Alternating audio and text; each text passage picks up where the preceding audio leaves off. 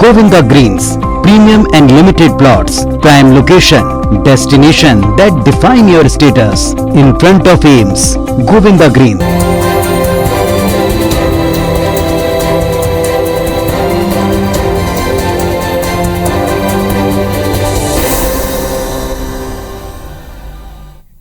नमस्कार, मैं हूं शिरीष मिश्रा। छत्तीसगढ़ की बात में आप सभी का स्वागत है। निकाय चुनाव को लेकर बीजेपी कांग्रेस में प्रत्याशी चयन को लेकर मीटिंग और मंथन का दौर जारी है।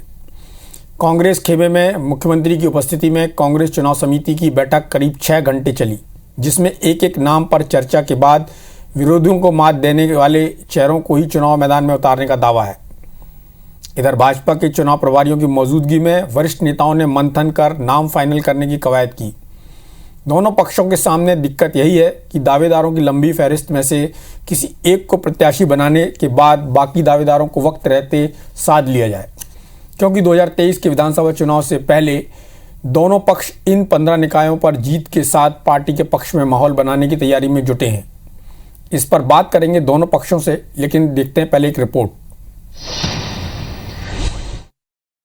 15 निकायों में चुनाव, भाजपा और कांग्रेस में टिकट पर मंथन।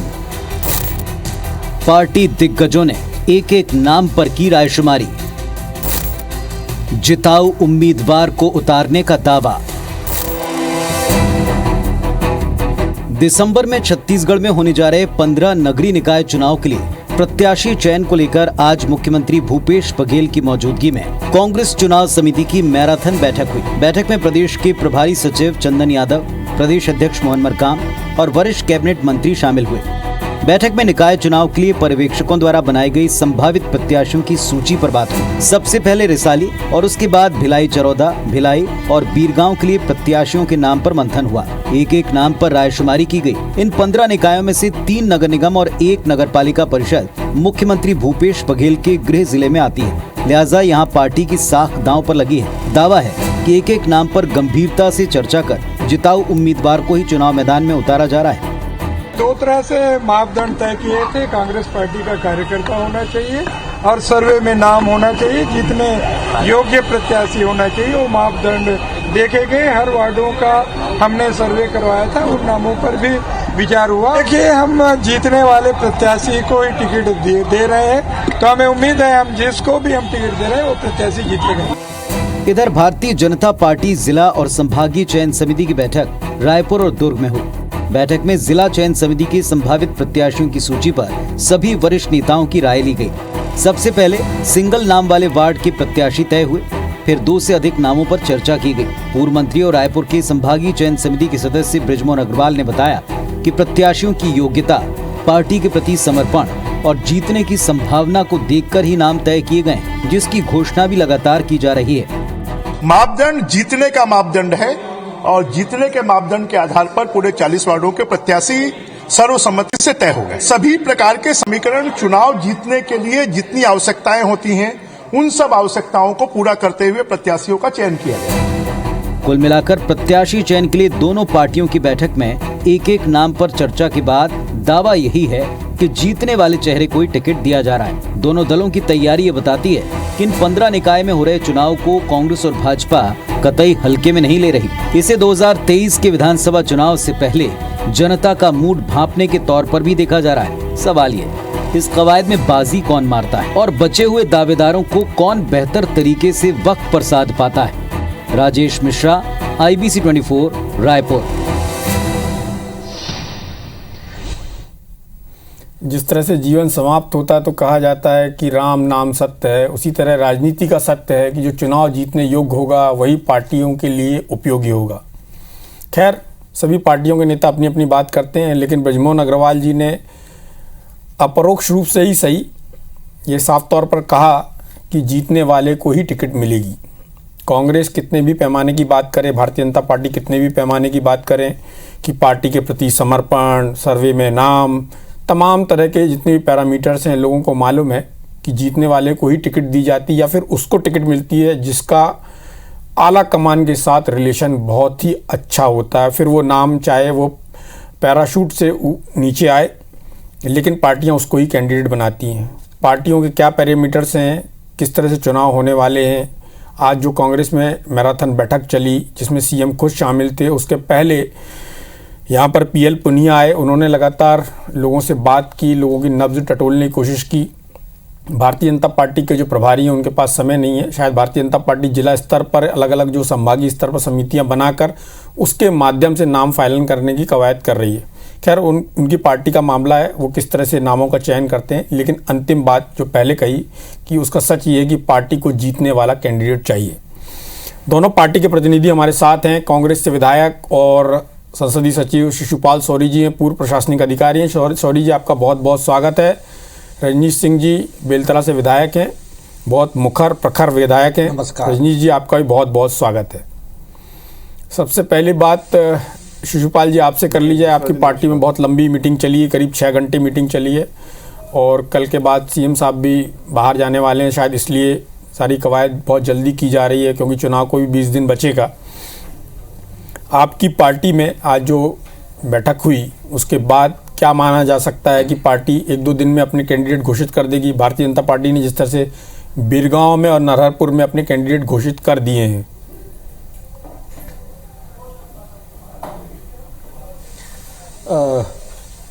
बिल्कुल गिरीश जी, शिरीष जी, हमारे यहाँ आज पूरा मैराथन बैठक हुई और एक एक नामों पे चर्चा हुई। क्योंकि 15 पूरे नगरीय निकायों की चुनाव है और उसके बाद कुछ वार्ड भी हैं, तो बहुत सारे नाम थे जिसकी वजह से देर हुआ। दूसरा, हम इस बार बहुत ही फूक फूक कर कदम रख रहे हैं और एक एक प्रत्याशियों के बारे में हमारे पास जितने भी सोर्सेस हैं, हमने हमारे कई स्तरों पे इसकी स्क्रीनिंग हुई है। जैसे हमारे यहाँ से पर्यवेक्षक भेजे गए थे, उन्होंने वार्डों में जाके उनके नाम लिए। उसके बाद वो जिला स्तरीय स्क्रीनिंग कमेटी आई, वहाँ हर नामों पे विचार हुआ। उसके बाद स्टेट लेवल के जो चयन समिति है उसके पास आया है। इसके अलावा भी और जो सोर्सेस होते हैं, जनता की राय जिस भी रूप में आते हैं केंद्रीय चुनाव समिति के पास, उन सारे बातों को रखते हुए एक एक नामों पे बात हुई है। और हमारा जो मुद्दा है यही है कि उस वार्ड में उनकी कितनी पॉपुलैरिटी है, वो जीतने की कितनी संभावनाएं हैं और जीतने वाले और सबसे योग्य आदमी को दिया गया है। हालांकि फहरिस्त काफी लंबी है, किंतु जो सर्वोत्तम जिनको हम सभी सोर्सेस से जिसको हम योग्य पाया, उसी के नाम पे चर्चा हुई और उसी का लगभग अंतिम भी हो गया। क्योंकि मेरे विधानसभा क्षेत्र में एक नगर पंचायत है, वो बहुत ही छोटी नगर पंचायत है, तो उसकी तो बहुत ही इतने अच्छे ढंग से स्क्रीनिंग हुई है कि मैं दावे के साथ कह सकता हूं कि हालांकि नरहरपुर में कभी भी कांग्रेस 2 चुनाव हुए हैं, इससे पहले कांग्रेस के अध्यक्ष हम नहीं बना पाए, किंतु इस बार जो विकास की गंगा वहां बह रही है। छोटे से पंचायत जैसे जगहों में लगभग 11 करोड़ के काम अभी निर्माण प्रगति पे हैं, बहुत सारे काम अभी और होने हैं।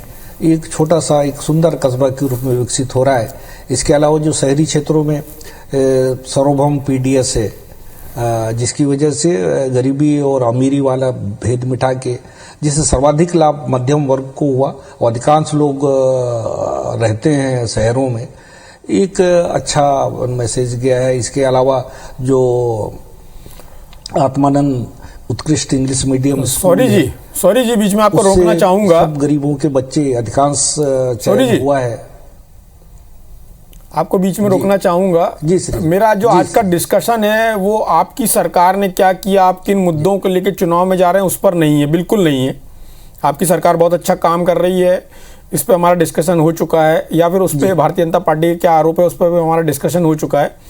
आज की मेरी चर्चा विशुद्ध रूप से जो पार्टियों में कैंडिडेट का सिलेक्शन होता है, उसके लिए जो बैठकें होती हैं, जो सर्वे हुए हैं, जो मापदंड है आपकी पार्टियों के, उस पर ही मेरी चर्चा है। तो क्या कृपया विषय पर ही केंद्रित रहें तो बेहतर होगा मेरे लिए भी। जी जी जी जी जी जी जी धन्यवाद श्री जी। मैं ये कहना चाहता हूं कि इतने स्तर पे हमारी तैयारियां हुई है और हम विगत 6 महीने से कर रहे हैं ये तैयारियां, और वो दिखाई भी पड़ता है जिस हिसाब से छन के नाम आ रही हैं अलग अलग स्रोतों से।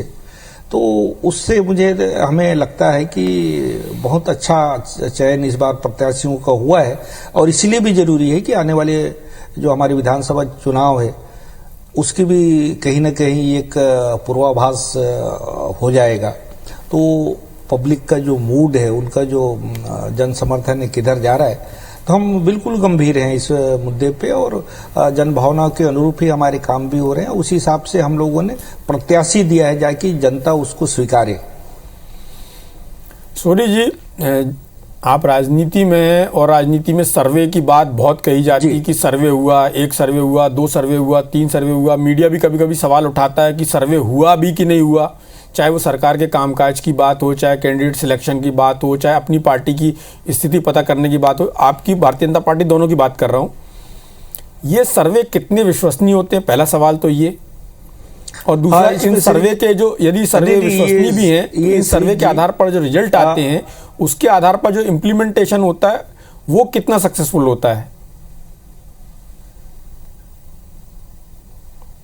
ये सर्वे कई स्तर पे होते हैं। प्रारंभिक सर्वे जो होते हैं वो सैंपल सर्वे भी होता है, एक कंप्लीट सर्वे होता है।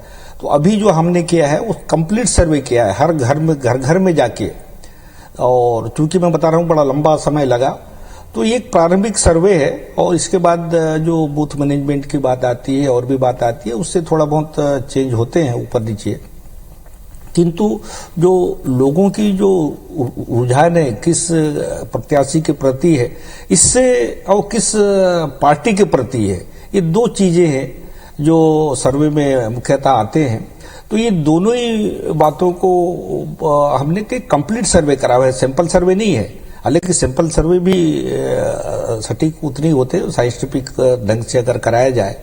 तो हम लोगों ने सैंपल सर्वे को ना करते हुए कंप्लीट सर्वे करवाया है। हमारे पर्यवेक्षक 2-2, 3-3 तक वहां रह के एक घर में जाके जो अवेलेबल हुआ उस हिसाब से हुआ है, इसीलिए हमारा जो सर्वे है वो ज्यादा परफेक्ट है, ऐसा मेरा मानना है। चलिए, हमारे साथ रजनीश सिंह जी भी हैं। रजनीश जी, सफलता मिली। आपकी पार्टी में बैठकों का वैसा दौर नहीं दिखाई दिया जैसा कांग्रेस में चल रहा है, लेकिन आपके यहाँ संभागीय स्तर पर बैठकें हुई। उसके बाद आपकी पार्टी ने पहले कैंडिडेट घोषित कर दिए, चाहे नरहरपुर की बात करूं, चाहे बीरगांव की बात करूं। बीरगांव में एक वार्ड को छोड़ के 39 में आपने अपने कैंडिडेट घोषित कर दिए हैं।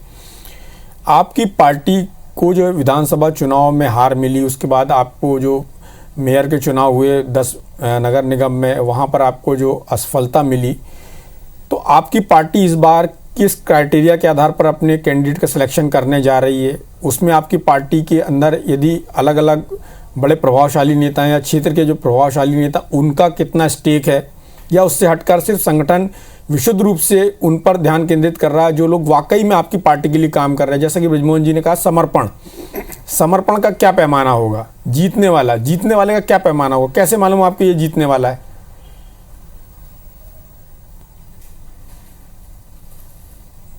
मिश्रा जी, भारतीय जनता पार्टी का अपना एक संगठनात्मक ढांचा है, और ये संगठनात्मक जो ढांचा है ये सतत कार्य करते रहते हैं। हम सिर्फ चुनावी टूल्स बनकर या सिर्फ चुनाव की दृष्टि से काम नहीं करते, बल्कि सत्ता में रहते हैं तब भी हमारा संगठन का काम चलता रहता है। सत्ता में भूमिका बदल जाती है यदि हम सत्ता में नहीं है तो, लेकिन संगठन का काम चलता रहता है। और संगठन में लगे हुए लोगों को ही हमारी पार्टी में, चाहे पंच से लेकर के ऊपर जिला पंचायत तक या पार्षद से लेकर पार्लियामेंट तक, सांसद तक की जो टिकट वितरण होता है, एक निश्चित मापदंड है, निश्चित समितियां हैं। भारतीय जनता पार्टी में नगर पंचायत और नगर पालिका तक के लिए मंडलों से पहले रायशुमारी, उनके साथ बैठक, जिला स्तरीय वो नाम फाइनल करके संभागीय जो कमेटी है उसको भेजती है, और नगर पंचायत नगर पालिका का संभागीय स्तरीय को ये अधिकार है कि वो उस स्तर के पार्षदों के टिकट को वितरण करने का उनको अधिकार है। नगर निगमों में जो पार्षदों का चूंकि अब अप्रत्यक्ष चुनाव हो रहा है, तो नगर निगम के जो पार्षदों का चयन समिति है उसके लिए प्रदेश के हमारे जो चुनाव समिति है, और वो चुनाव के लिए उनका नाम अधिकृत रूप से घोषणा करती है। रही बात कि भारतीय जनता पार्टी का क्या पैमाना है, मैंने पहले कहा कि भारतीय जनता पार्टी छोटे बड़े हर चुनाव में पैमाना रहता है। पार्टी के संगठन के प्रति उनका काम, समर्पण, निष्ठा और जीतने की संभावना, ये निश्चित बात है कि हर वार्ड में, चाहे विधानसभा हो चाहे लोकसभा हो, हमारे पास एक से एक बेहतर उम्मीदवार हैं जो वर्षों से संगठन का काम कर रहे हैं, जो वर्षों से और भी जनप्रतिनिधि के रूप में काम कर रहे हैं। तो ये निश्चित रूप से थोड़ा सा विषय जो रहता है, नाम का एक चयन करना कहीं ना कहीं एक कठिन विषय होता है। लेकिन भारतीय जनता पार्टी में जब एक बार निर्णय हो जाता है तो लगभग चाहे छोटे चुनाव हो बड़े चुनाव हो, सब कार्यकर्ता उसका छोटे बड़े सम्मान करते हैं। और इस बार भी हमको पूरा उम्मीद है कि ये 3 साल की सरकार को हमने देखा है। आपने कहा कि 10 नगर निगम में हम पीछे अपना महापौर नहीं बना पाए, बिल्कुल ये सच बात है, वो दिख रहा है। लेकिन यदि मिश्रा जी, यदि हम देखेंगे तो जो पार्षदों की संख्या है, ये विधानसभा में बहुत बड़ी बहुमत के साथ सरकार बनी, जनमत मिला, लेकिन लोकसभा चुनाव में जस्ट उसके विपरीत हुआ। और इसके कारण वो तो मोदी जी के कारण हुआ। रजनीश जी, दो छोटे छोटे सवाल हैं समाप्त कर। रजनीश जी, दो छोटे छोटे सवाल हैं। पहला तो सवाल ये है कि भारतीय जनता पार्टी उस विचारधारा की पार्टी थी जहां पर अपनी विचारधारा के व्यक्ति को ही टिकट मिलती थी, और चाहे वो चुनाव हारे या जीते। आपकी पार्टी का कांग्रेसीकरण कैसे हो गया कि आपकी पार्टी केवल जिताऊ कैंडिडेट पर ही भरोसा करने लगी? दूसरी पार्टी से आए हुए लोग हों, पूरे देश की बात कर रहा हूं, वो एक आपकी पार्टी में कॉमन फिनोमेना हो गया है।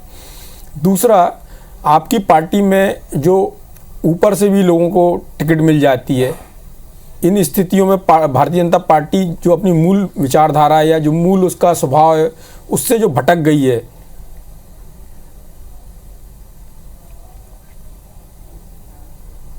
मिश्रा जी, पहले जो सवाल आपने कहा कि भारतीय जनता पार्टी एक विचारधारा की पार्टी है और वो हमेशा अपने विचारधारा के प्रति समर्पित लोगों को टिकट दिया है। आज भी 95-97% उसी प्रकार के मापदंड भारतीय जनता पार्टी में हैं। लोकतंत्र है और लोकतंत्र में दूसरे पार्टी के लोग यदि अपनी इच्छा से आते हैं तो उनको भी कुछ जीतने का आधार और उनको आधार रहता है, तो उनको टिकट दिया जाता है, बिल्कुल। लेकिन मैं दावे के साथ कह सकता हूं, छत्तीसगढ़ के संदर्भ हो या पूरे देश के संदर्भ में, कुछ अपवाद को छोड़ दे, कुछ टिकट दिया जाता है निश्चित रूप से, विधानसभा में भी लोकसभा में भी, और इसके नीचे के जो चुनाव उसमें भी दिया जाता है। तो एक लोकतंत्र का वो एक हिस्सा है कि वैसे लोगों को भी हम आगे बढ़ाते हैं। लेकिन आज भी मिश्रा जी, भारतीय जनता पार्टी में 95% से ऊपर पार्टी के लिए जो काम कर रहे हैं, मुझको याद नहीं आता कि छत्तीसगढ़ में कोई विधानसभा के चुनाव में, कोई लोकसभा के चुनाव में, कि ऐसे छोटे निकाय के चुनावों में भी कोई ऐसे बहुत सारे टिकट किसी भी निकाय में दिए गए हों। 2-4 अपवाद हो सकते हैं, नहीं तो भारतीय जनता पार्टी के प्रति जो समर्पित निष्ठावान लोग हैं और जिताऊ क्षमता वाले, हर वार्ड में 10-10 कैंडिडेट हैं, हर विधानसभा में 10-10। चलिए रजनीश जी, आपके पास 10-10 कैंडिडेट है, 3-3 का पैनल है, सारी बातों पर चर्चा हमारी जारी रहेगी। सवाल तो दोनों लोगों के लिए एक सा ही है। आप सभी की पार्टियों के पास जो कैंडिडेट हैं, सिलेक्शन एक ही का होगा, टिकट एक ही को मिलेगी, लेकिन कुछ लोग ऐसे होते हैं वो बराबरी के दावेदार होते हैं, जो लंबे समय से पार्टी के लिए भी काम करते हैं, खुद के लिए भी काम करते हैं, जनता के बीच में उनकी सक्रियता बराबरी से होती है। ऐसे 2-3 लोग भी हो सकते हैं, या 2 लोग भी हो सकते हैं, या 2 से ज़्यादा भी हो सकते हैं। ऐसी स्थिति में जब आपकी पार्टी, रजनीश जी, आपकी पार्टी टिकट देगी और जो बाकी कैंडिडेट है उनका क्या होगा? जैसा कि आपने कहा वो पार्टी के लिए काम करते हैं, ये कहने सुनने में बहुत अच्छा लगता है, लेकिन सभी लोग जानते हैं कि पार्टियों के अंदर सैबोटेज एक बहुत कॉमन चीज़ है जो लगातार होता पार्टियों में, जिसके कारण पार्टी के कैंडिडेट हारते हैं। इस बार आपकी पार्टी क्या करने जा रही है ऐसे लोगों के लिए? उनको किस तरह संतुष्ट करेंगे? क्योंकि आप सत्ता में भी नहीं है, कांग्रेस के पास तो विकल्प है जो वो कई समितियों में, कई जगहों पर उनको एडजस्ट कर सकती है।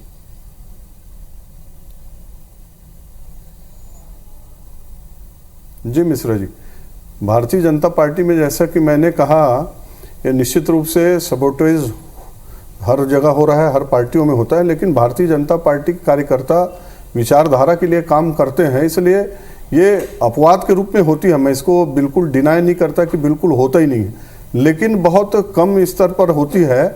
और हमारे कार्यकर्ता अधिकांश रूप से ये देखा गया है कि वो बहुत ज़्यादा पद के लिए चुनाव पार्टी में काम नहीं करते, एक विचारधारा के लिए काम करते हैं। इसलिए भारतीय जनता पार्टी में, और अभी इन 3 वर्षों में भारतीय जनता पार्टी में, मैं आपके वो विश्वास के साथ कह सकता हूँ मिश्रा जी कि भारतीय जनता पार्टी में 3 साल की सरकार में जो अनुभव हुआ है, भारतीय जनता पार्टी एक है और भारतीय जनता पार्टी अपना यदि लगता है कि मेरे को भी मिलना था, यदि नहीं मिल पाया तो वो निश्चित रूप से वो त्याग करने के लिए तत्पर रहेगा। इन 3 सालों का अनुभव जो है वो भारतीय जनता पार्टी को एकजुट करने में मदद मिलेगी। इस सरकार ने ये पूरे छत्तीसगढ़ में जिस तरह की एक अराजकता की स्थिति बना दी है, इसके कारण भारतीय जनता पार्टी रजनीश जी मुद्दे पे बात नहीं कर रहे हैं आज हम। रजनीश जी आज हम मुद्दे पे बात नहीं कर रहे हैं। एक छोटा सवाल और, क्या ये वाला जो चुनाव होने जा रहा है छोटा चुनाव, क्या इसको विधानसभा चुनाव का सेमीफाइनल मान लिया जाए?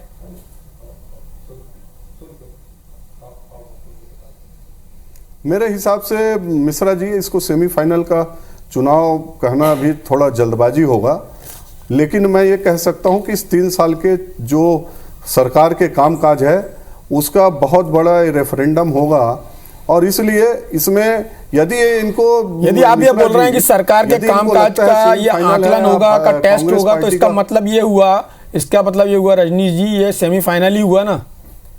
आपको 2 में से एक कोई बात चुननी पड़ेगी।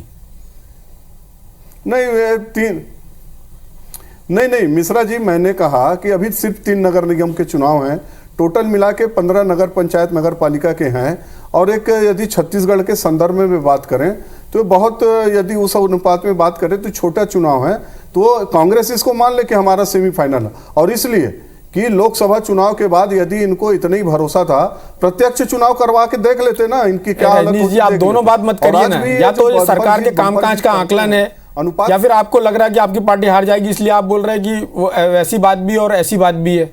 दोनों बात नहीं हो सकती, कोई एक बात हो सकती है। नहीं मैं दोनों बात, चलिए वही सवाल मैं शिशुपाल सोरी जी से करना चाहूंगा। सोरी जी, क्या ये चुनाव सेमीफाइनल है?